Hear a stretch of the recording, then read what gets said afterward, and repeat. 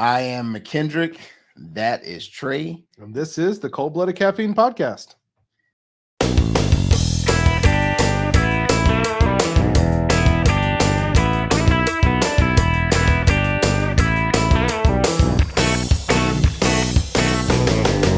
All right, so today we are going to talk a little bit about the differences between Keurigs and drip brewers. With the recent acquisition of and expansion of our business, and now into the delivery businesses all around, the city of Charleston. We're delivering and installing Keurigs and drip brewers for customers, just depending on what they want. Yeah, and it depends on each application whether a Keurig fits best for that specific customer or whether we go with the drip brewer, depending on the customer's needs. So what we wanted to do today is, since we are not really as hands-on with the pour overs and the things that we used to do when we were doing mostly trade shows, right, we wanted to take a step back and talk about the places where Keurigs and drip brewers are probably used the most in business, commercial applications, as well as in the home, and give some pros and cons for each of those devices. Agree. And as I was doing some research on the topic, one of the things that I didn't know was Keurigs were originally invented or designed for more of a commercial use, which I think makes sense when you step back and you think about it, right? Because you're thinking of somewhere that has high volume. You want self-contained, clean, something where each person can pick their own thing.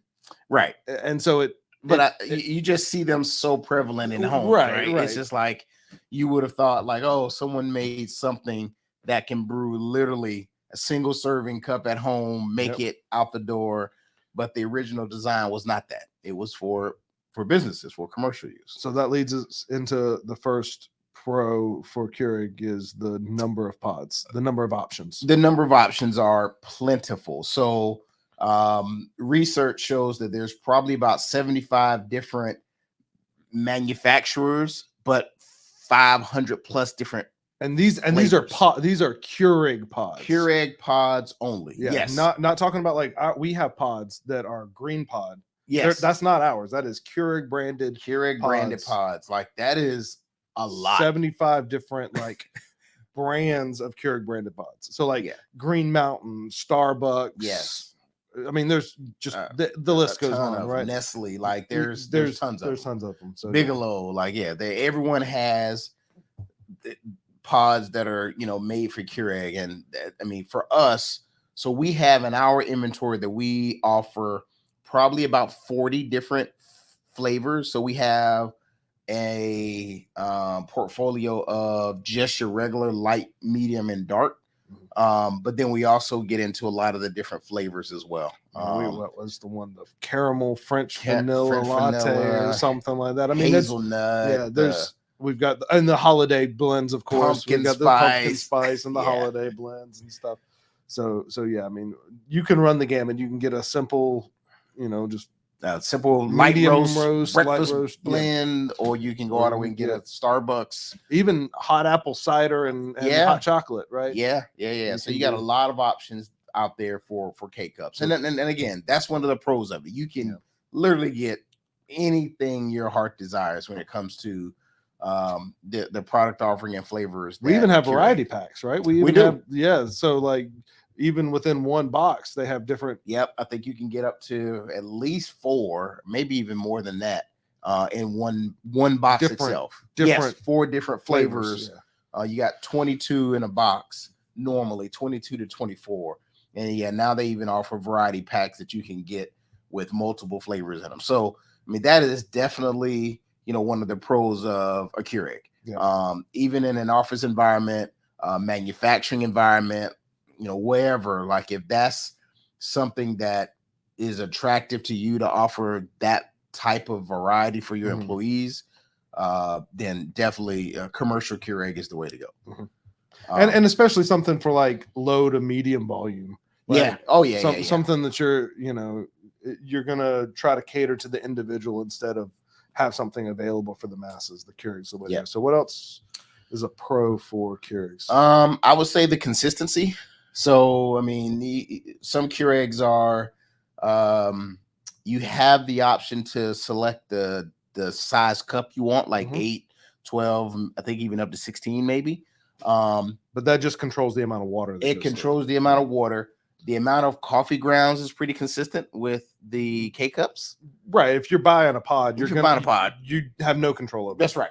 That's right. If you do the reusable pods, you do have some control about the amount of coffee grounds that can go in. Correct. But still, there's limited variables that you can change with the Keurig, right? And that can be good or bad. Like, I mean, some people want that, right? If you find the one that's for you that meets your needs, then it becomes your easy button, right? Just a pod, pop it in there, 8 ounces, drop your cup underneath, boom. And it's one less thing you have to worry about in the morning. So so definitely the consistency and the variety are the two positives.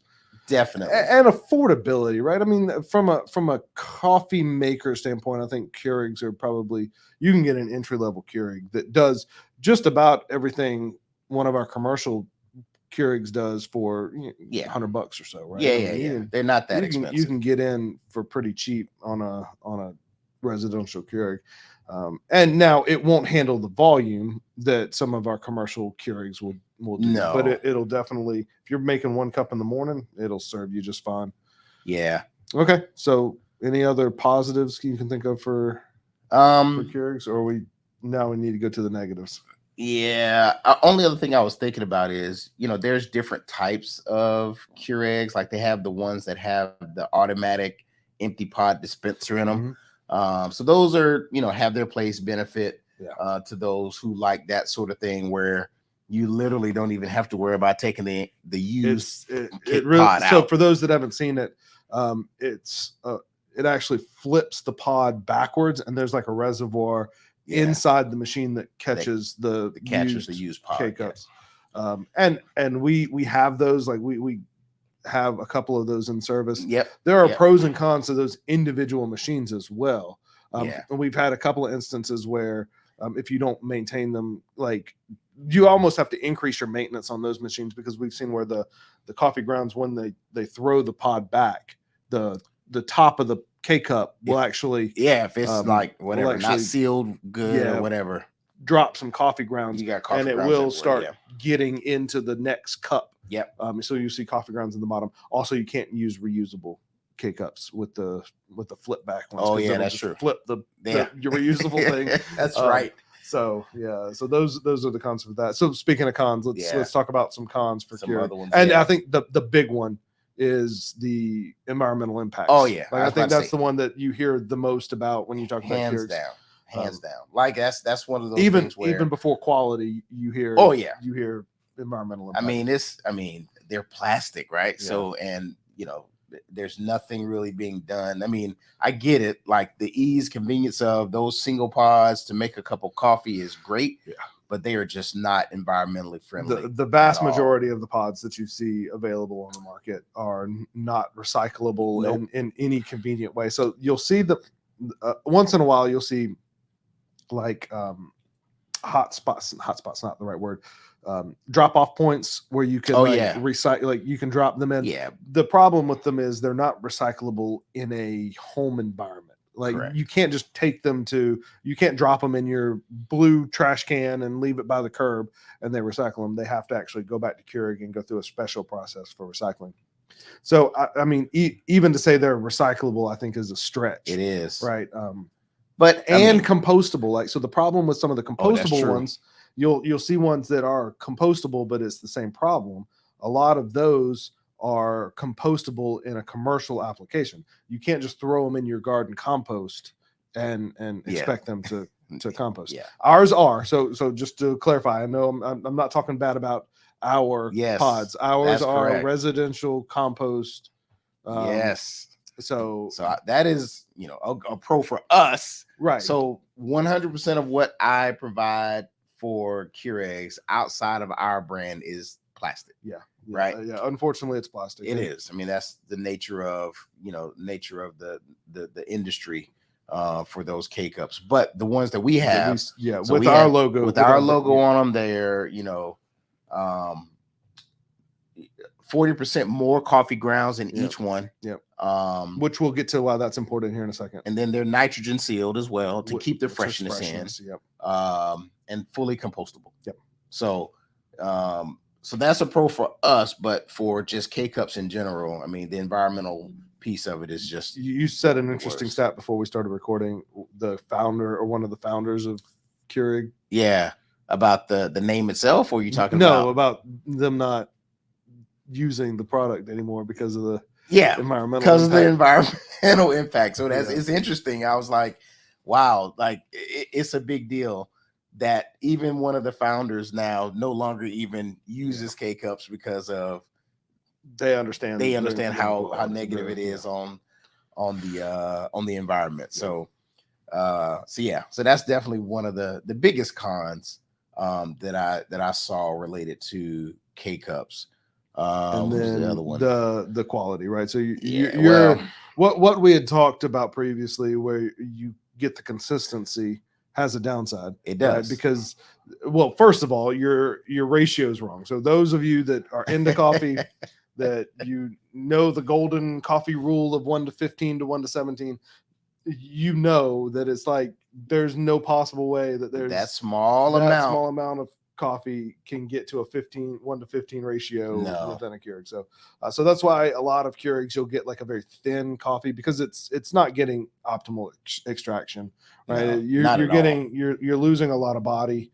You're losing a lot of like the flavors because it's not being extracted correctly. So you tend to get a muted, thinner cup of coffee out of a Keurig than you would for a comparable like pour over or drip brewer. Well, it's because you have more control, right? Well, yeah. I mean, you've got more water to less coffee, which means you have a waterier coffee, right? I mean, it makes sense. It's just, and that's not to say that that's a negative if you are, if that's what you're trying to do, if that's what you're trying to accomplish. When you have found your right? Like if you know that when you brew your cup of coffee, you get 8 ounces and it tastes like you want it to taste. Yeah. Then so be it. Yeah. That's not to say that it's wrong. It's just knowing that's a con of that specific style is that you get an under extracted coffee. When you look at industry standards for coffee grounds to water ratio, you're not getting that out of a Keurig. Yeah. It's honestly pretty amazing. Like we've done some analysis on some K-Cups. You've got some on your desk. It's amazing how even the size of the pods, how little coffee is in those pods. We've cut up a couple of them, and it's amazing how little. I think I'm gonna do a separate video. We might need to show some because it's amazing how it's almost like what the witchcraft is going on. Like how is it even like you're getting over on people big time somehow. Yeah. So. Again, that's not to say that it's wrong. It's just an observation to say you are going to get a waterier cup of coffee with a Keurig than you would with a drip brewer. Yeah. And speaking of, with that said, probably a good transition, right? Because I think that's so. That's Keurig in a nutshell. Just kind of talking about you get the convenience factor and you get the variety. Yes, but you sacrifice some of the quality, and of course the environmental piece. Killing the environment. So that's, if it fits your need, what we would encourage is you to find either use reusable ones. There's nothing like reusable. If that's what you want to do for the convenience factor, use the reusable pods. I know it's a little less convenient because you actually have to fill it up yourself. But if you want that convenience factor, look for fully compostable pods. Anyone you don't have, like if you want to try others apart from ours, any of the Green Pod line of pods, they're I think all of them are specialty coffee. They all have really nice flavors. But I would suggest using ours. But I would suggest using ours. Ours is very good. It is a very nice coffee. Like McKendrick mentioned earlier, it does have 40% more coffee in it. So you're getting closer to that ratio. Again, you're not there. There's no way that you can fit that much coffee in that size of a compartment. Yeah. It's just not possible. But you can get closer with ours because they have the filter bottom and not the hard plastic. So try out some Cold Blooded Caffeine. pods. Yep. And I guarantee you'll have a much better experience when it comes to the taste using our pods. The downside of that, just to close on this, is that most of your compostable pods, or the ones that are fully compostable, are specialty coffee. Yes. Which means that you're not going to get the variety. So you're, again, sacrificing the variety. Yeah. So you're not going to get a lot of the flavors and the different, like, the roast degrees and stuff with specialty coffee. Yes, we do offer a dark roast coffee. We're kind of not alone in the specialty industry, but, you know, most specialty coffee companies stay away from some of the darker roasts. And, you know, it's here nor there whether it's okay, like that's right or not. Right. It's just to say that if you're looking for a fully compostable pod, understand that you're going to miss out on the creme brulee latte. Most likely. You just made that one up, I think. I think so. I don't know. But okay. So we'll close on Keurigs. Yeah. I think we've said enough. I think so as well. But now let's transition to the drip brewers. So right, because that's the other option that we offer our customers, and from a commercial standpoint. Commercial, and most residential, you know, you're either going to compete with a Keurig or a drip brewer. Yes. Right? You're going to either see a Keurig or a Mr. Coffee style brewer. Yep. So let's talk about some of the pros for drip brewer. Yeah, so some of the pros for drip brewer, we're actually going to play off of a little bit the pros and cons of the Keurig. So we're going to say you have more control over your brew using a drip brewer than you do with a Keurig, right? So you can then control the amount of water that you're using, because you're pouring in most instances. I'm assuming that most people don't have plumbed units that have at home that have fixed brew times, because even most of our plumbed units have the ability to adjust the brew time. Yeah. So most people either are going to have a reservoir where they're pouring in with the carafe the amount of water they want to brew. Correct. Or they've got a brew time setting that they can adjust. But either way, both are controllable elements that allow you to control how much water you're using for your coffee. Yeah.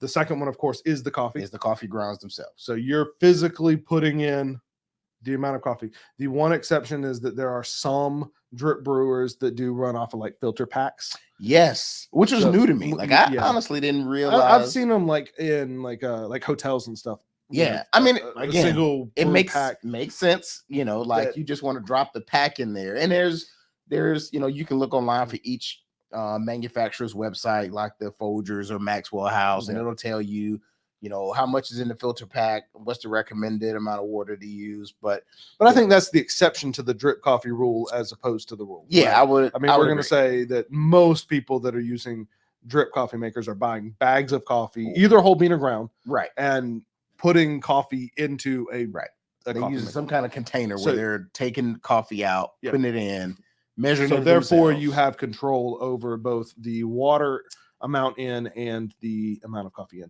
The one thing that you don't control on either Keurigs or drip brewers, at least for most commercial, for most residential and most commercial brewers, is the water temperature. Right. So that's the one thing to watch out for. And we've talked about it a couple of times in the past, I think, where you just have to watch out that water temperature, and you want to make sure that you might not be able to get it exactly right, like exactly like 205, but you should be able to get it within the upper 190s to low 200s. But you're trusting the equipment, and you're trusting the equipment, right? Like you don't really control it at all with Keurigs. I mean, maybe it's more something to monitor, and it's more something to look at when you're making that initial purchase of the brewer, as opposed to like something that you can control every brew. Like you're not brewing a kettle correct to a certain temperature. Whistles, you're taking what the manufacturer has given you, and you've made smart purchasing decisions to get a brewer that works for you, right? But then at that point, you're trusting the manufacturer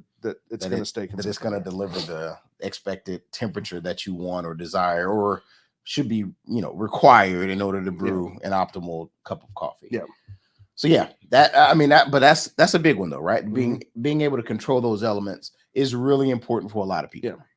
So that's a good pro for sure. And then volume, I would say, is another. Oh yeah. So if you're talking about Keurigs being good for low to medium volume settings, your drip brewers can take, especially some of our commercial drip brewers. Yeah. I mean, it can take the heaviest foot traffic environments, right? They're built, a lot of times they're built with like water tanks that are designed to continuously heat water so that you don't have like loss of energy emptying a tank and refilling it and trying to heat that whole body of water. So they're really good at pumping out large volumes. I mean, like most cafes use some sort of infusion type brewers that brew at high volumes. So these are made to caffeinate the masses, right? So you can fill up, your regular coffee pot. You got your air pots that hold probably 2.5 times, 3 times as much as a regular coffee pot. So that's definitely your mass production or mass production for consumption option when it comes to servicing a larger footprint of foot traffic. And then you get the variety as well with drip brewers, but almost even more so, you're not relying on someone else to like curate your coffee, right? So with Keurig, you either have to have a reusable one or you have to accept what they have. Right. With the drip brewers, you can literally buy any coffee from any manufacturer in the world this is true. And use in that brewer, as long as you understand how to grind and how to the right ratio, you'll make a good cup of coffee. A little bit more expertise may be needed depending on how intricate you want to get. And that's the first pro that I wanted to mention, is there's a step up in understanding to get a solid cup. Right. Your chances of botching a Keurig and getting a bad cup of coffee as opposed to what you were expecting is pretty low. Like, you're gonna, it's not very difficult to understand. Well, we putting a pot in consistency, right? It's got to be consistent. So if you expect a cup of Keurig coffee, you're probably going to get a cup of Keurig. Right. I've had some real bad Keurig coffee, drip coffee. Oh, drip coffee. Okay. Like someone did not understand the right ratios or something went wrong, and so like there's definitely a step up in education that needs to take place when you're talking about, and it's not like you need to, it's not take like even a class or something. It's you just need to understand what you're doing and why you're doing it, right? And that's the way with a lot of things, but understanding the ratio, like we talked about, understanding that you need to measure your coffee when you go in, and that's one that that's a challenge. One thing as a coffee roaster and really just coffee business in general. If you don't have scales, like there's no way you can provide a consistent, reproducible product to anyone. Like that's like the number one thing you should invest in. And honestly, I would even encourage it at home. Oh, absolutely. Like every day, use measuring cups and everything, but just because of how fine coffee grounds can be, like to measure them out to get that consistent taste, I would say, especially for the drip brewers. Like, I'm not saying that you have to do it. Like if you've got a method that gives you consistency, measure it a couple of times, of course. But if you've got a method and you drink one type of coffee and you enjoy that coffee and you're making it every day and you then know that it is this much coffee, okay, that's fine. If you're happy with your consistency, I'm not saying that you can't do it that way, but understand a couple of things. One, you can cut out a lot of the trial and error, and coffee's not cheap. Like good coffee's not cheap. So every time you make a bad pot, that's a couple of bucks down the drain, right? So you can cut out some of those errors by starting with a formula and measuring it off the start. And two, understand that every coffee doesn't brew the same. Every roast is roasted to a different degree. Every grind is ground a little different. If you buy pre-ground stuff, it might not brew exactly the same. So to take what you know now is your favorite way to brew and you try and replicate it with this other coffee type of coffee, it might not give you the same quote optimal results, right? So what I would say is anytime you change coffee, change grind settings, make sure you're measuring.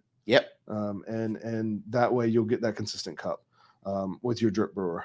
The other downside that I see with drip brewers is it can be difficult for a singular person. So like say you live alone or say you live with someone that doesn't like coffee, to get a good cup of coffee with the right extraction without a lot of waste. like a single cup. Yeah. Like, yeah. And there are coffee makers. Like I have one at home. Okay, newsflash. Let the cat out of the bag. I use a drip coffee maker at home sometimes. What? Okay? I know. You don't do pour overs like we do at every show. 5:30 in the morning, me in the kitchen. No. I like the button and press the button and make coffee too. But I do grind it fresh. Okay, so there's that. Okay. All right. But most mornings it's the push the button. Give me my coffee. Give me my coffee. I'll have a pour over a few hours later when I get into the office, right. but not at home first thing in the morning. So I have a brewer at home that will make a singular tumbler full as well as a pot, but that's not the norm when you're talking about drip brewers. Yeah. It's usually going to make a pot of coffee, and it is hard to kind of dial that into a singular cup size. You can.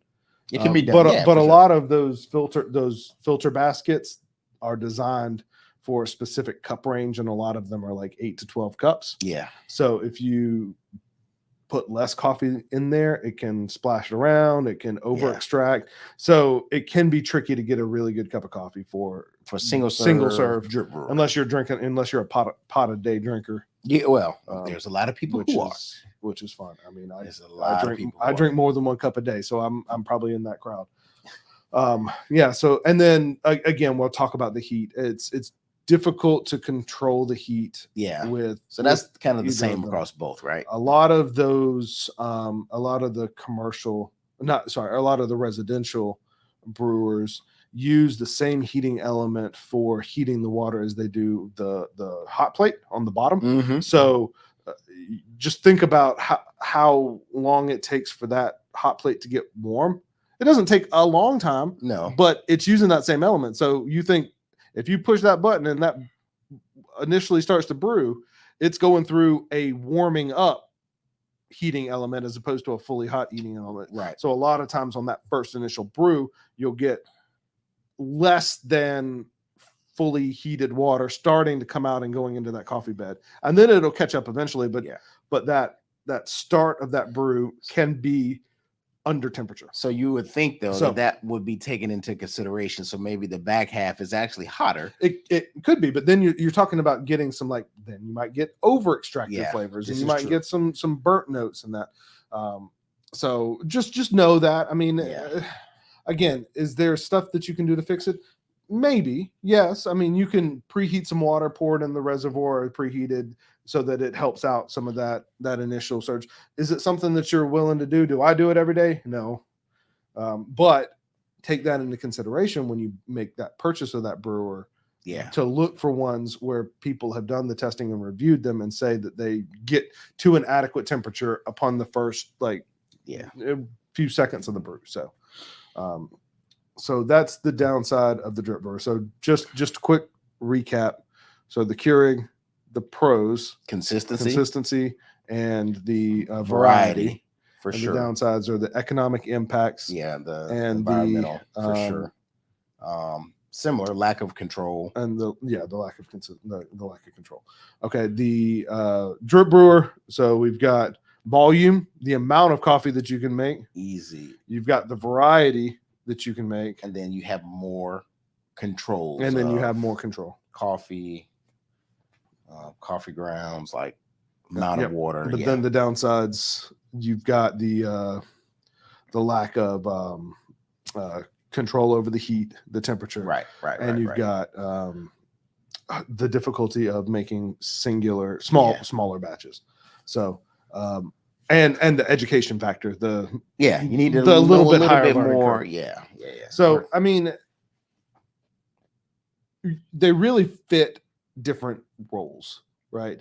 Keurigs have their place in it's convenient settings. To each his own, right? Yeah. It's I mean, yes, there's a time and place for each one, but if you found something that works for you, I mean, no one's gonna talk bad about you using a Keurig or a drip brewer. I think people miss the message when they talk about one is better or worse than the other. I mean, I think it's what makes you happy in your morning routine. It's what satisfies. How much time have you allocated for your coffee because brewing, I think right? everyone knows, like if you're using, everyone that I talk to that own a Keurig say when I talk to them, they're like, oh, I've got a Keurig, but I have it for the convenience factor. They know that they're getting less quality. Right, I don't need to be like, oh my gosh, like you use a Keurig drinker, oh my gosh, you know, stay away. I mean, that doesn't do anything. They made the conscious decision, well, maybe conscious or unconscious decision to sacrifice, to sacrifice the quality for the convenience. Right. But the same can be said for the drip brewer, right? You're still sacrificing something, right? You're sacrificing cost if you're making a whole pot and only drinking one cup. Yeah. There are more precise ways to make coffee using temperature controlled kettles and things like that. So every choice you make has a pro and con. We just want to make sure that you understand that there's no wrong way to make coffee. Just you understand, what and the benefits and pros and cons are. So and now that we're, like I said, we're doing installs for both. Yeah. And people oftentimes ask, well, what do you think or what do you prefer? I mean, it's really to each his own, right? It's depending on your office size, the amount of people drinking coffee. I mean, there's a lot of things that play into it, but I say there is no wrong answer. No, I think my eyes have opened up quite a bit as to the usefulness of some of this equipment. Yeah. Since we started the delivery service. So definitely don't think there's a wrong way to do it. Just, do your research on understanding which one fits your need. So Yep. So all right, good deal. I think that's anything else for today. No, I think that's it. I think that's good. It was a good discussion. Cold Blooded Caffeine Podcast, episode 8. And we're out. That's it. We'll catch you in the next episode. Yep. Sounds good.